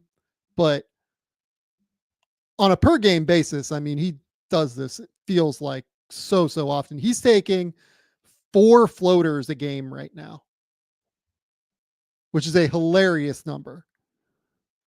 And by the way, he's making 58% of them, which is an obscenely high number on these shots. Like, he is literally in the top 10 percentile, despite the fact that he's taking them on this high of a number of his shots. Like, he is taking basically 4 floaters per game. He's taking 9.5 shots per game. So basically 40% of his shots are that like goofy floater, and he's making them at a 58% clip. It's insane. So here, again, ball screen defense, does a great job not letting Şengün get behind him. This is just textbook ball screen defense. Not another way to put it. So screen here. He's in drop. He knows his angle. He knows his speed. He knows how he has to get back to Şengün. He knows how much space he can cover when. Look at him just drop his hip here and turn and go to cut off Şengün's angle. Walls up, gets in front, forces the miss. It's perfect. Absolutely textbook. So here,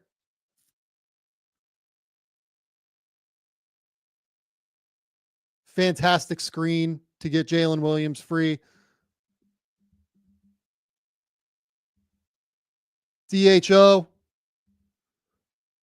forces Tari Eason to go under the screen there and then flips it and just creates all that separation. It is hard to screen to get Tari Eason away from anybody. Tari Eason is about as strong and physical and works about as hard as anybody as you will find in the NBA at getting through screens.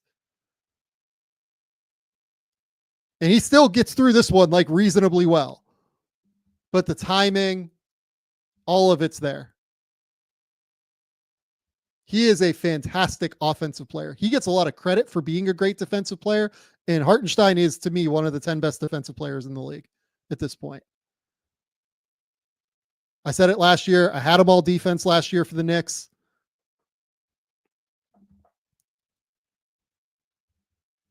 But man, the offensive contribution here is huge. And this was his best offensive game of the year.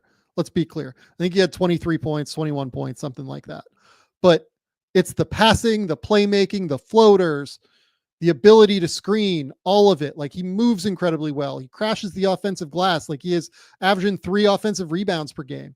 He's just something so incredibly valuable for them. This is why he's worth $30 million a year.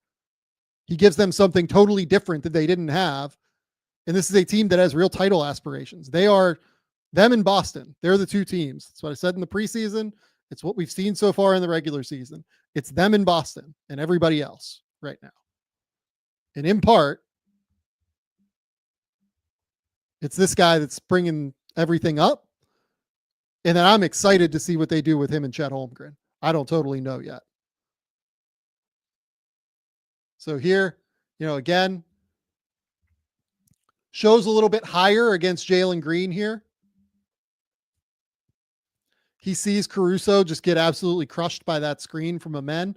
I mean, Amen was fantastic in this game too, but he knows that Caruso has to try and have some time here to recover.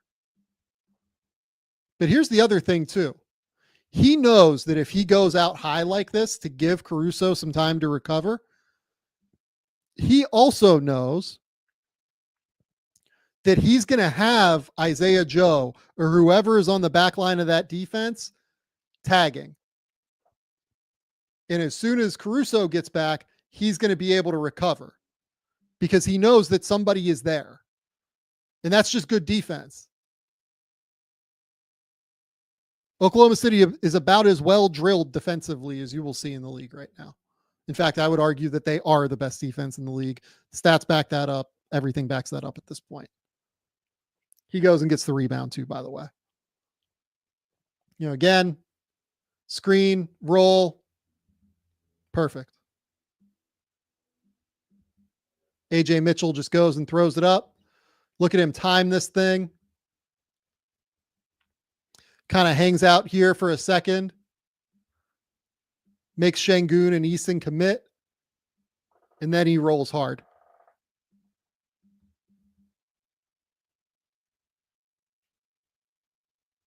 Finishes way above the rim. This one, I don't know if he had any assists. He might have had like one assist in this game or something. I'll kind of look up the game log as we go. But watching the tape, I didn't feel like he had a ton of assists, but he had a ton of sharp passes in this game. Just looking through, he had 2 assists. But this is a great pass here to me. So short roll, Dort finds him, and he has a plan as soon as he catches it, right? He sees that he's got 1, 2, 3, 4 defenders here. He knows that Cason Wallace has to be open on the wing. Has to be open. Houston doesn't have enough bodies to guard. Perfect pass. Cason just misses, right?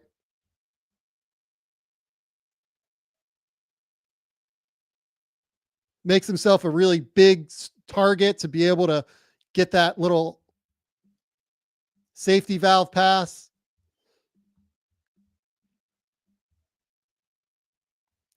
I love Lou Dort here recognizing that he knows this ball is going to go to Hartenstein. Again, 1, 2, 3, 4, 5 defenders there below the restricted area, basically, for Houston. I love that little pass fake there. He knows where he's going with this ball immediately. But he throws this little pass fake here to try and freeze Fred VanVleet.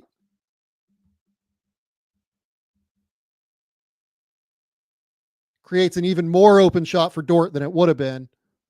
Dort just misses, right? But he's an excellent passer. He is a great, great, great, great passer. So Hartenstein again, screen. What are we looking for? Cutters. Who's going to come? Okay, nobody. I'll just drive and attack Şengün. I'm going to miss it. Okay, fine. Look, it's not super easy for him to get to the rim, right? And this is good defense from Şengün. He does a great job here, contesting high, making sure he goes and cleans up the rebound. But those shots are hard. Like the floaters that he has to self-create, those are the ones that are a little bit harder. He's like a 12 and 12 guy. He's not like some superstar center. But I would argue that he is a star in his role. So again, short roll, release valve. When you have somebody like this guy, you need a big who, when teams go and put 2 on the ball like this, in order to get the ball out of Shea's hands, and they're doing the right thing trying to get the ball out of Shea's hands, You need somebody who can take advantage of the 4-on-3 opportunities that are given to you by the defense. And by 4-on-3, we mean 1, 2, 3, 4 versus 1, 2, 3 defenders. So what does Hartenstein do here? Puts his head down, drives, just elevates over the top of Dillon Brooks. Let's say that Fred decides to, instead of stunt, really commit here. That ball's just shooting out to the corner, right? He is an immensely valuable player for Oklahoma City.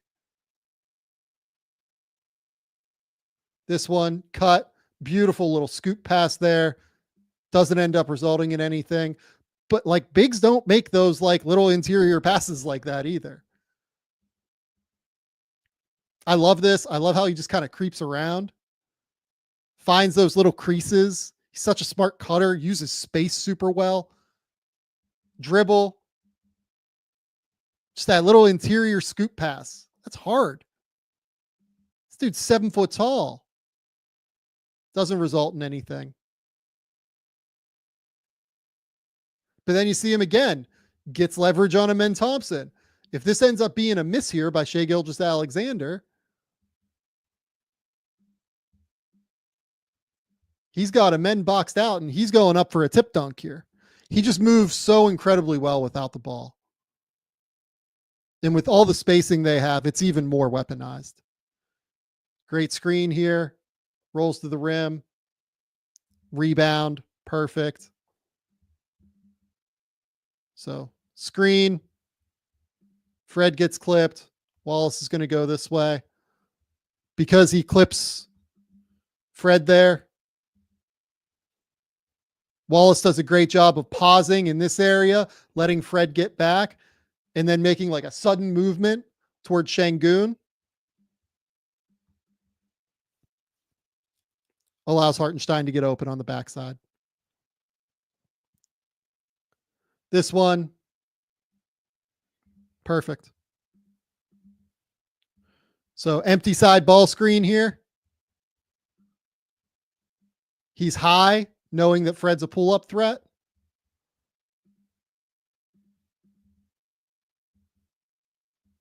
Shai gets back.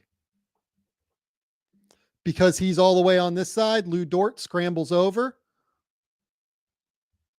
That leads Şengün to cut. And Hartenstein gets back. Contest, rebound. It's perfect. Can't do it better than that. Here. Again. Perfect in drop. Goes and helps, scrambles, forces a little bobble there. Look at the closeout technique. Like, remember the last like video we just did where Gradey Dick was like literally his body was like an S? Compare that to this. He's back on his heels. He's ready to use his length high if he has to. But he's also got his weight underneath him to be able to, hey, if Dillon Brooks attacks this, I can drop and I can actually stay in front of him. It's perfect. Technique is perfect across the board. Then he goes down and forces that. Again, I mean, he's just not letting Şengün go anywhere. He's an unbelievable post defender. He's an unbelievable drop coverage defender. He closes out well. He communicates well. It's all perfect, right? Like, good luck getting through this big 7-foot dude who has a 255-pound frame and long arms.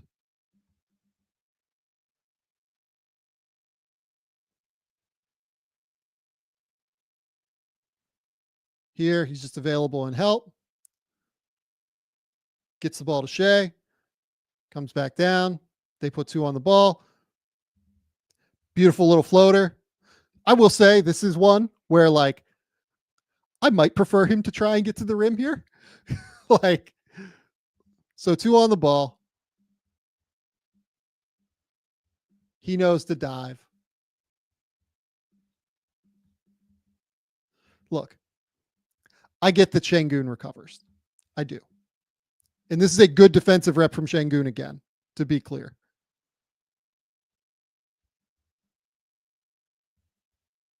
But I think so highly of Hartenstein that with 17 seconds left on the shot clock,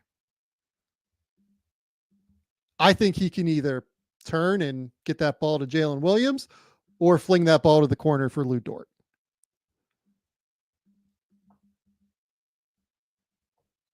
He makes 58% of these. So, like, in theory, I guess this is an effective shot.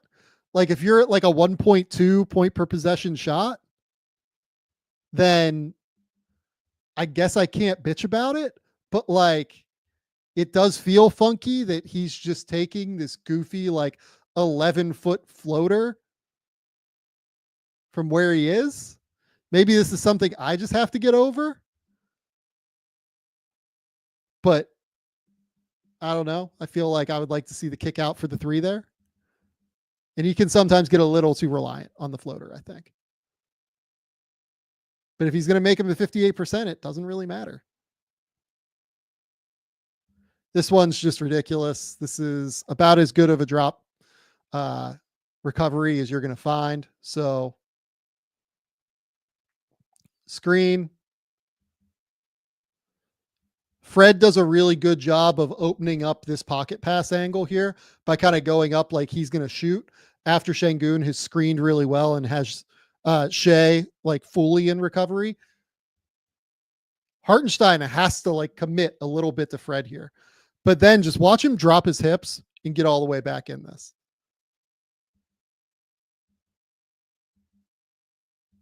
That's not normal. That's what makes him like, he is a drastically underrated athlete at the center position, I think. Like, I get it. He looks like, you know, a big lumbering dude, right? He's 7 foot, 255 pounds. But dudes that size don't really flip their hips like that all that often, especially when they're as wide as he is. And he's just able to get back and recover. And look, like Jabari makes this shot. It's a great play from Şengün to hit this corner kick out. But that's good from Hartenstein.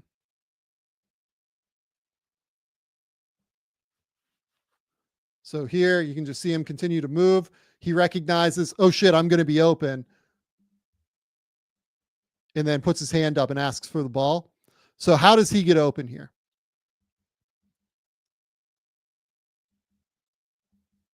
So to me on this play, Şengün is responsible for him. Amen is responsible for Caruso. Amen steps up to cut off this drive after Brooks gets beat. Tari flashes up. I would personally argue that one of Thompson or Brooks has to X out. Given the way they're positioned, most of the time it would be Amen.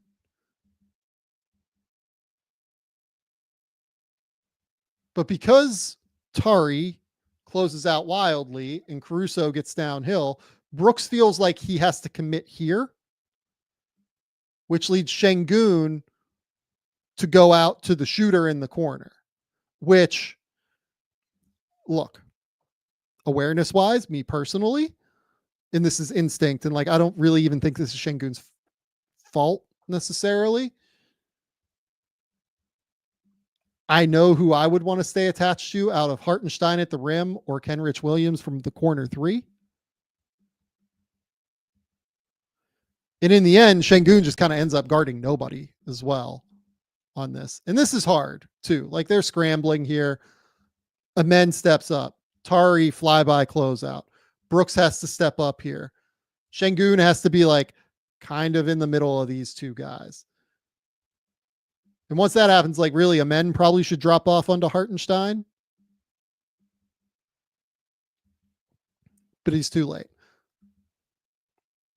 I love the movement from Hartenstein there. Just moves really well without the ball. Great work here. Again, you can see him like telling his teammates where to go too. That's also what makes what he does on the ball like really, really fun. So he goes up, sets this little like pseudo step up screen. This is like a late developing stack pick and roll action where Isaiah Joe's coming up. He's rolling down hard to the rim. He stops short, recognizing that Shea is driving and he doesn't want to bring his defender toward Shea. He also right now is sealing Fred in case they can get the ball up to Isaiah Joe for a wide open three, knowing that Isaiah Joe is a 45% three-point shooter probably. Fred gets back out.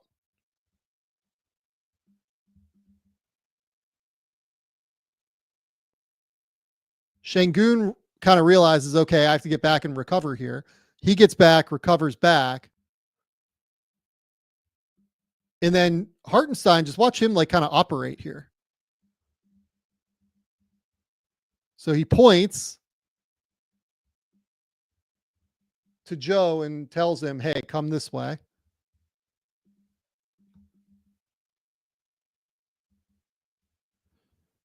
Hartenstein steps out. Jalen Williams acts like he's going to go take a dribble handoff and then cuts back door. And Hartenstein just hits this perfect little pocket pass here. Good defense there from Şengün again.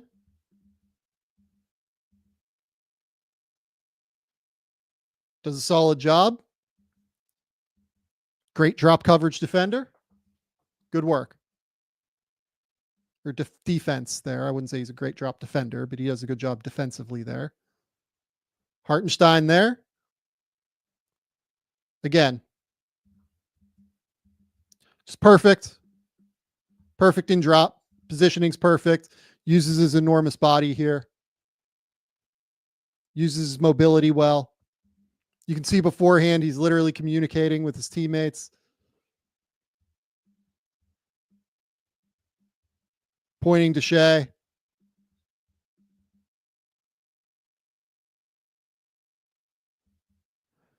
With what he's saying there, I think that he's literally telling Shea, be available to tag early because I'm going to go up high with 6 seconds left on the shot clock in case Fred tries to take an early shot.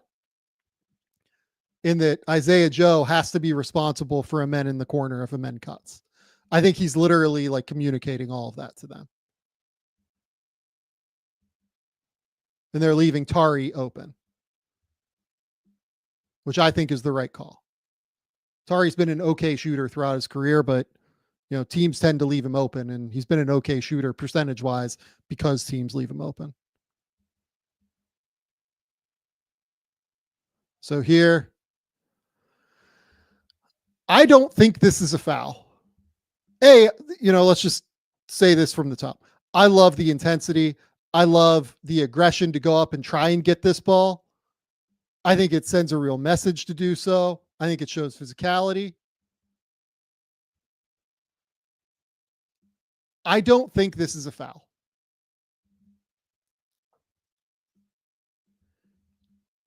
He leaps from here.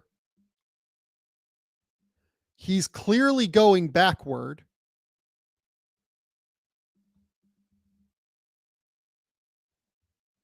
Jabari's wrist hits his wrist, which is what makes this look like a foul. Because it looks like his arm comes forward or his hand comes forward a little bit here.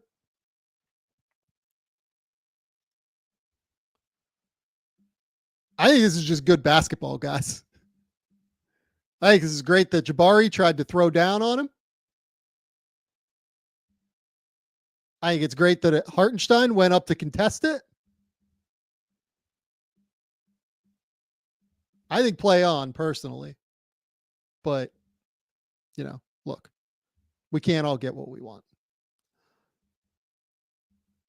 So here again, hub at the top of the key, DHO, empty side now. And then we're just going to get the ball.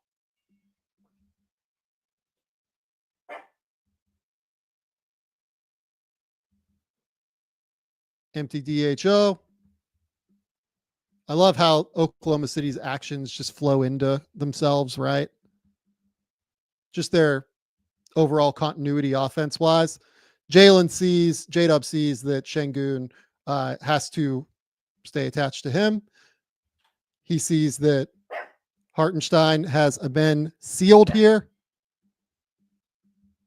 And this is just going to be an easy lob, an easy finish. So here, again, screen, roll. I love the way that J-Dub here just finds him again because he realizes, all right, I've got him sealed again. You can see that Dillon Brooks is pointing, I think, for Fred to like stay attached and like stay here would be my guess. Oh, no. That's not who Dillon's pointing at.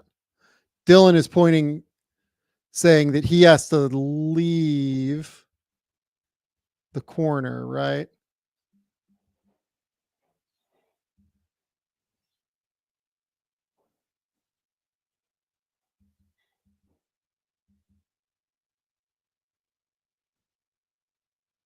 Sorry, I went too far. And then this one. So Dillon is saying that he has to stay attached to Shea, which means somebody's going to have to come down to the corner. I think he's basically telling Fred, at some point, you're going to have to get to the corner here.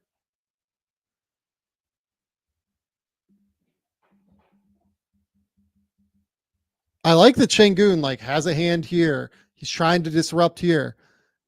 It's not bad defense from Şengün. I think he did fine on this one. But at the end of the day, Hartenstein does get behind him. And he's able to seal him high.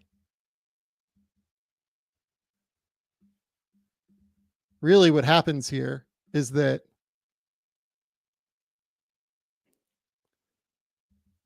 Jalen Green just can't end up here.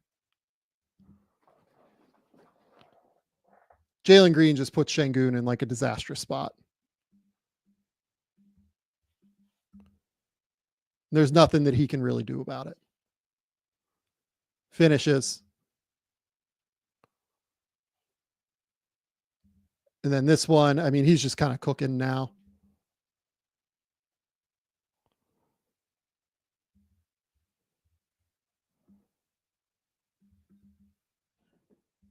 So this one, I couldn't get the early portion of the play.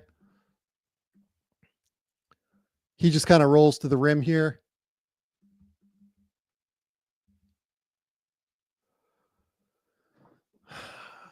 Why Dillon leaves him? A man wide open at the rim.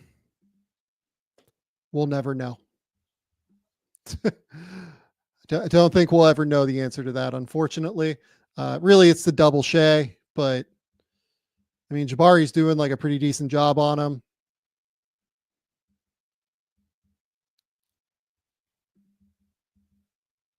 It's a really tough spot to put your other teammates in, to just like kind of sag off like that and pray that somebody will rotate behind. So, and then here,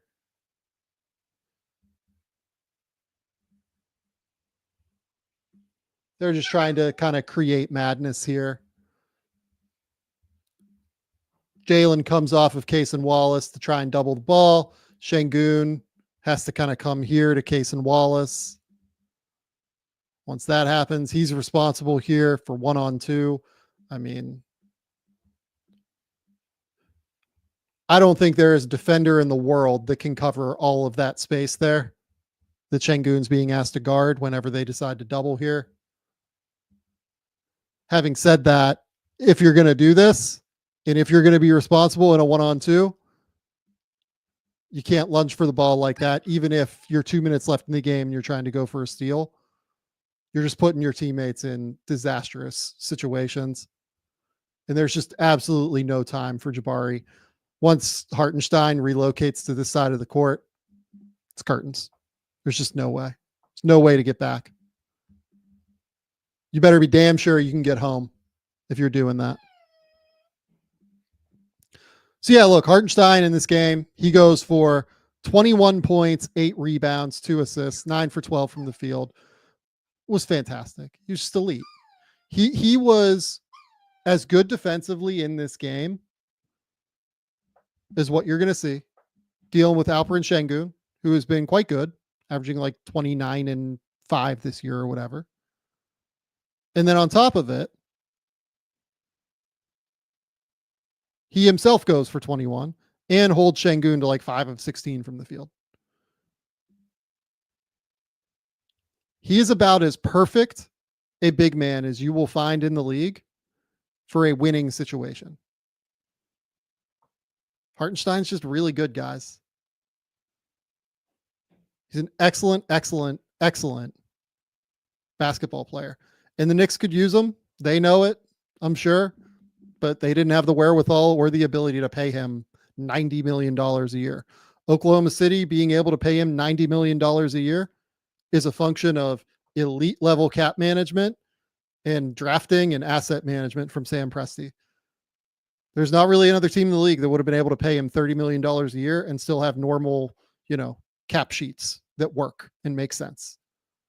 It's a credit to Sam Presti and those guys that they were able to pay $30 million for a guy that frankly is like important to them, but was a luxury for them in the offseason. A guy that they really, valued clearly and could help. Knew that could help their team. But it's not like they desperately needed him. They have Chet Holmgren. Right now, they desperately needed him because Chet's injured right now. But it would have been very easy to recognize that Oklahoma City could have gone a different direction with their $30 million in cap space. Instead, they decided to go get this guy because they knew he is a star in his role. He is a legit star role player in the NBA. I don't know if people have quite recognized it yet. But in this role in Oklahoma City, in this scheme with this team around him, Isaiah Hartenstein is like fairly comparable to somebody like it's probably not far off of what Derek White brings Boston, in all honesty. I think I would rather have Derek White than Hartenstein, but it's not that far off because of how good Hartenstein is on defense and because of the fact that he can be a legit hub at the top of the perimeter. I don't think that there are 10 centers I would take over Hartenstein right now. Like if you just look around the league, I mean, Atlantic Division, like healthy Porzingis, Karl Towns, obviously, Embiid, that's 3. I think I would take Hartenstein over Pirtle because of the passing personally, and because I think he's a little bit better defensively. I think I would take Hartenstein over Jared Allen right now, and I love Jared Allen and think he's been about as underrated a big is possible. But like Hartenstein is that good on defense, guys. And the passing makes a significant impact. I would take him over, I think, Miles Turner right now. I think he's just a different level defender to Miles Turner. Like Miles Turner has not been great defensively this year.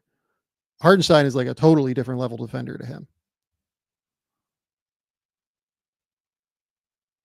Orlando, no. Detroit, no. Bam, I would take over him for sure. Atlanta, no. Charlotte, no. Washington, no. Jokic, yes. Gobert is a question to me.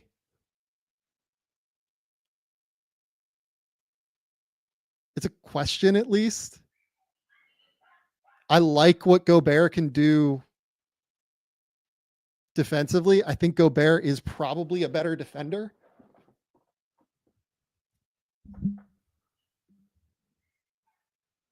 But like Hartenstein like has the ability to really like catch the ball and run stuff out front in a way that Gobert can't.